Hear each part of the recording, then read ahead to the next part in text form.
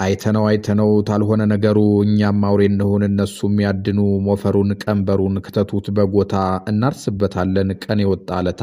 የጎጃም ገበሬ ለዘመናት በአካባቢም ሆነ በአገራዊ ጉዳዮች ላይ የሚሰማውን ስሜትና የገጠመውን በደል የሚገልጽበት ዋነኛው መሳሪያው ስነ ቃሉ በተለይም ግጥምና ቀረርቶ ነው። እነዚህ ግጥሞች የገበሬው የልብ ትርታዎች በውስጡ ያለውን የመከራ ጽናትና የተስፋ ብርሃን የሚያሳዩም ናቸው።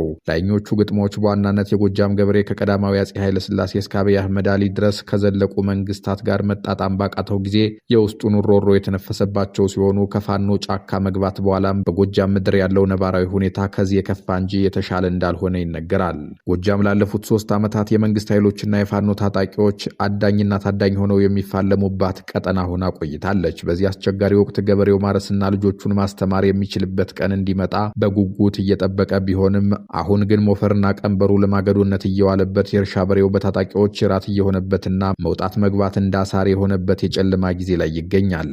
በዚህ ሁሉ መከራ ላይ ደግሞ ሰሞኑን የተሰማው የአመራሮች መከፋፈል በገበሬው ላይ ሌላ የመከራ ጊዜን እየወለደበት እንደሆነ በሰፊው እየተወራ ነው። ኃይለ ኢየሱስ አዳሙ በሰሞነኛው የጎጃም ፋኖ አመራሮች መካከል የተፈጠረውን መቃቃርና መከፋፈል አስመልክቶ በሰጠው ሰፊ ትንታኔ በአርበኛ ዘመነ ካሴና በጠበቃ አስረስ ማረ ዳምጤ መካከል ያለውን ግንኙነት የሚፈታተኑ ክስተቶችን ዘርዝሯል። ኃይለ ኢየሱስ እንደሚለው ዘመነ ካሴ ባውቄ በአማራው ጠበቃ አስረስ ማረ ላይ እየፈጸመ ያለውን የክህደት ተግባር ሊያቆም ይገባል። በተለይም በግንቦት ልደት ዕለት በማርሸት ፀሐዩ ላይ የተፈጸመው አፈና በጎጃም ታሪክ ታይቶና ተሰምቶ የማይታወቅ የክህደት ተግባር ነው ይላል ኃይለ ኢየሱስ። አፈናው በማርሸት ላይ ቢፈጸምም ዋናው ዓላማ ግን አስረስ ማረ እንደሆነና የሴራው ጠንሳሽ ዘመነ ካሴ ሲሆን እነ ዝናቡ ደግሞ ተልኮ ፈጻሚዎች ናቸው ይላል ጸሐፊው። ማርሸት እንደ እግዚአብሔር በግ በየዋህነትና በእምነት በሄደበት ቦታ ለእርድ መዘጋጀቱን በታሪክ የማይረሳ ትልቅ ነውርና ርኩስ ተግባር እንደሆነም ገልጾታል።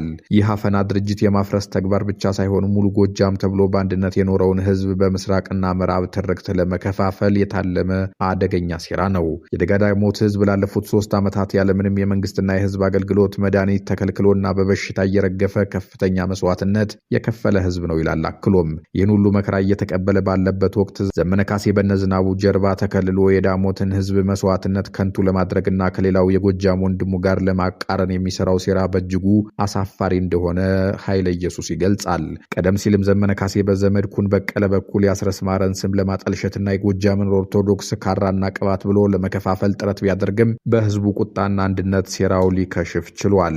ኃይለ ኢየሱስ አክሎ ዘመነ ካሴ የ7 ዓመት ታስሮ በነበረበት ወቅት እንኳን የጎጃምን ህዝብ የሚከስ ጽሑፍ መጽሐፉን ህዝቡ እንዳልደረሰውና ከዚህ በኋላ እንዲህ ያሉ ሴራዎችን ዝም ብሎ እንደማያይ ማስጠንቀቂያ ተሰጥቶታል ይላል።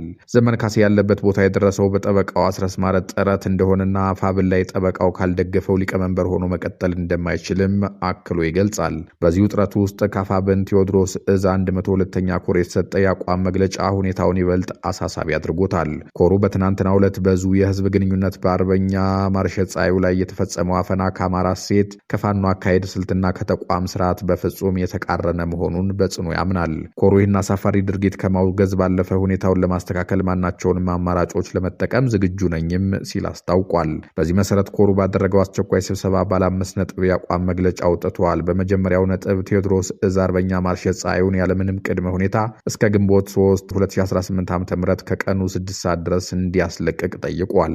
ሁለተኛው ነጥብ ደግሞ እስረኛው የማይፈታ ከሆነ አርበኛ ዘመነ ካሴ እስሩ ከድርጅታዊ አሰራር ውጭ የተፈጸመ መሆኑን በድምፅ መግለጫ እንዲሰጥ የሚጠይቅ ነው። የኮሩ መግለጫ በቀጣይ እርምጃዎች ላይም ጠንከር ያለ መስጠንቀቂያ ይዟል። በሶስተኛው ነጥብ ላይ እንደተጠቀሰው የመጀመሪያዎቹ 2 ጥያቄዎች ምላሽ የማያገኙ ከሆነ ኮሩ ከሌሎች ኮሮች ጋር በመነጋገር ከ5ቱ ኮሮች የተውጣጣ ግብረ ኃይል በማዋቀር ተቋማዊ አሰራር በጣሱ አመራሮች ላይ የጋራ መግለጫ በማውጣትና የህግ ማስከበር ዘመቻ በመስራት የታፈነውን አመራር እንደሚያስለቅቅ አስታውቋል። አራተኛው ነጥብ ቴዎድሮስ ህዝብ በፍጥነት የተቋረጠውን የአመራር ሪፎርም በመጀመር ምደባውን አጠናቆ እንዲያሳውቅ የሚጠይቅ ሲሆን የመጨረሻው ነጥብ ደግሞ ይህ የሪፎርም ሐሳብ የማይፈጸም ከሆነ ኮሮች በግብረ ኃይሉ አማካኝነት የዙን አመራሮች በማካተት ጊዜያዊ ኮሚቴ እንደሚያዋቅሩ ይገልጻል። ኮሩ ክፋት ለማንም በጎነት ለሁሉም በሚል መሪ ቃል የተጣለበትን ድርጅት የማዳን ታሪካዊ ኃላፊነቱን ለመወጣትና ማናቸውንም መስዋዕትነት ለመክፈል ዝግጁ መሆኑን በጽኑ አሳስቧል። ይህ በአመራሮች መካከል የተፈጠረው ውጥረትና መቃቃር የጎጃም ገበሬ ለነጻነቱና ለክብሩ የሚከፍለውን ዋጋ ከንቱ እንዳያደርገው ከፍተኛ ስጋትም ደቅኗል።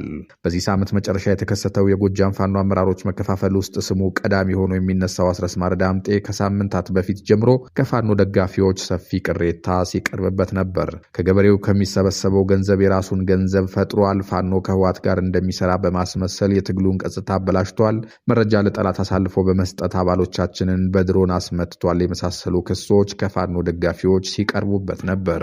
በአንጻሩ የፋኖ ርዕቱ አንደበት በመሆኑ ለዓለም መገናኛ ብዙሃን ተሰሚነትን ያስገኘ የፋኖን የመደራደር አቅም እያሳደገ ያለ የፖለቲካ መሐንዲስ አድርገው የሚቆጥሩትን ብዙ ናቸው። ወዳጁ እንደሆነ የሚነገረው የቴዎድሮስ እዝ ቃል አቀባይ ማርሸት ፀሐዩ በነሻለቃ ዝናቡ መታሰሩን ተከትሎ ከዘመነ ካሴና ከዝናቡ ጋር ተጋጭቷል የሚሉ ዘገባዎች በሰፊው እየወጡም ነው። ጣቢያችን እስካሁን ይህን እውነት የሚያረጋግጥ ማስረጃ አላገኘችም። የጎጃም ፋኖ ወታደራዊ አዛዡ ሻለቃ ዝናቡ ልንገረው ማን እንደሆነ በስም ሳይጠቅስ ከትግሉ ያፈነገጡ ጓዶችን በቁጥጥር ስር አውለናል ሲል ባወጣው መግለጫ አሳውቋል። ሻለቃው ከቀጠናችን ውጭም ቢሆን ሌሎች ተጨማሪ የፋኖ ሰዎችን በቁጥጥር ስር የምናውል ይሆናል ሲል የገለጸ ሲሆን አንዳንዶቹ ይህ ማስጠንቀቂያ ለአስረስ ማረ ነው ብለው ተርጉመውታል።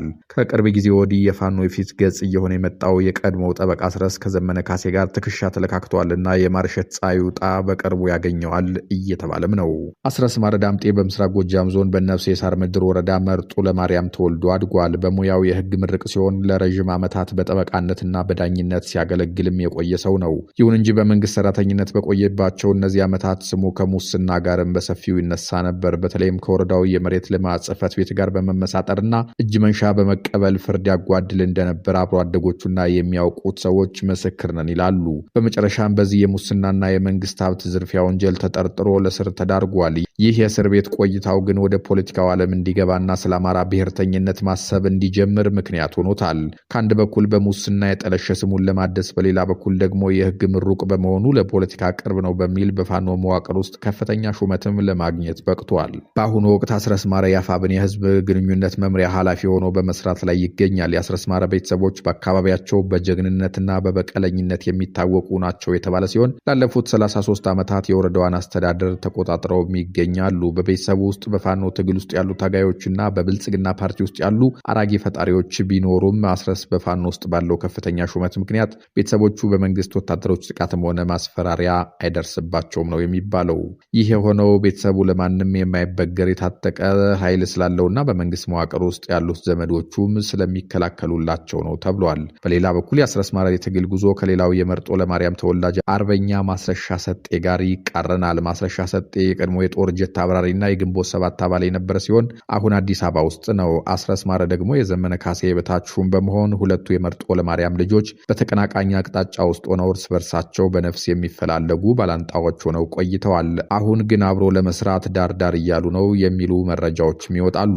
የፋኖ ትግል ደጋፊዎች አስረስ ማረ ዳምጤን የአማራው ጠበቃ ይሉታል። የህግ ምሩቅነቱንና የሰላ ተሟጋችነቱን የሚረታ አንደበቱን ማወደሳቸው ነው። ዝነኛው ተሟጋችና ሰላሳይ ልደቱ አያሌው ምረቱ ከአማራ የፖለቲካ ሰዎች ሁሉ መርጬ የማዳምጠው ሰው ሆኗል ሲልም አድንቆታል። አስረስ ማረ ዳምጤ ከዘመን አብርሆት በኋላ የመጣውን አመክንዮ ወይም ሪዝኒንግ የተባለ የስልጡን ሰዎች መለኪያ ያሟላ ወጣት እየተባለም ይሞካሻል። አስረስ ማረ ወደ ጫካ ከመዝለቁ በፊት የአማራ ክልል አቃቢ ህግ ውስጥ ከፍተኛ ስልጣን እንደነበረውም ይነገራል። ያም ስልጣኑ ለአማራ ሁናዊ ድቀት ተጠያቂ ተደርገው ከሚጠየቁት የብአዴን አድራጊ ፈጣሪ አመራሮች መካከል በረከት ስምዖንንና ታደሰ ካሳን ከአዲስ አበባ ባህር ዳር ድረስ ወስዶ በመክሰስ ለማሳሰር አስችሎታል። እንዲህ ያለው ተግባሩ በጥቅሉ የአማራው ጠበቃ አስብሎታል። የአስረስ ማረ ዳምጤ አድናቂዎች ሰውየውን የሚያደንቁበት ሌላው አገላለጻቸው ዳግማዊ አክሊሉ ሀብተወልድ የሚል ነው። ይህ ውዳሴ የአስረስን የዲፕሎማሲ ችሎታ ለመግለጽ አገልግሎት ላይ ይውላል።